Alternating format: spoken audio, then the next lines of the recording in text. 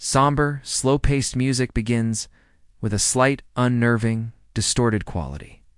Like a music box winding down. Have you ever heard something in your house so familiar, yet so completely wrong that it makes the hair on your arms stand up? Something that turns comfort into absolute terror? I used to think those were just stories. I know better.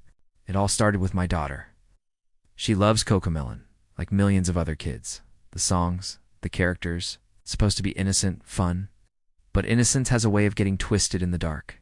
The first time it happened, I brushed it off. It was around 3 a.m., that dead quiet hour when the world outside holds its breath. I heard a humming coming from her room.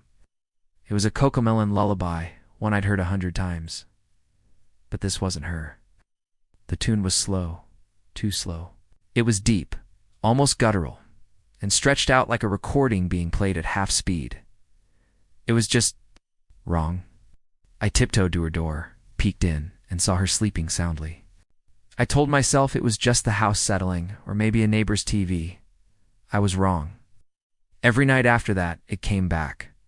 Same time, same melody, but it grew more distorted, more live. It sounded like something was breathing the notes through the very walls of our home.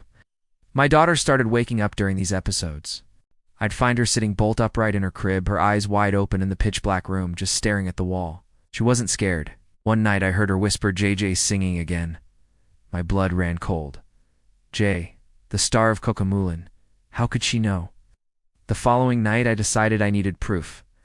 I needed to see what was happening. I turned the baby monitor on, the volume cranked up. At first, there was just static and the soft sound of her breathing. Then the humming began.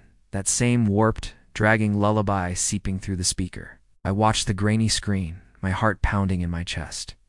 My daughter was in her crib just as before, but she wasn't alone. Behind her a shadow was swaying. It was tall and thin, moving side to side in perfect, sickening rhythm with the tune. As the static flickered, I could just make out a face in the darkness, a wide, fixed smile, just like the characters. I didn't even think. I burst into her room, flipping on the light, ready to confront whatever was in there. But there was nothing. The room was empty, silent. The humming had stopped. I rushed to her crib and lifted her into my arms. She felt cold. She stirred, her eyes fluttering open, and murmured something so quietly I almost missed it. Said he'll sing for you next. That was it for me. Tore the baby monitor from the wall and smashed it on the floor. I went through the house like a madman, unplugging every tablet, every smart speaker, hiding every device that could possibly make a sound. I was taking back control. But you can't control something that isn't playing by the rules. That night, I lay awake, staring at the ceiling, listening to the silence. And then, at 3:12 a.m., it started again. Not from a device, not from a speaker. It was coming from inside the walls. That same lullaby. But this time it was clearer, more human. It was followed by a faint, childish laugh that definitely wasn't my daughter's. From that day on, Cocomelon was banned. We never mention it, never say his name. Thought if we could just erase it, we'd be safe. But the quiet hours of the night still come. And sometimes, when the house is completely still, I hear it. Soft humming, carried on the air through the vents. It's my daughter. She's humming that sweet, innocent tune. Yes, yes, sleepy time. Oh.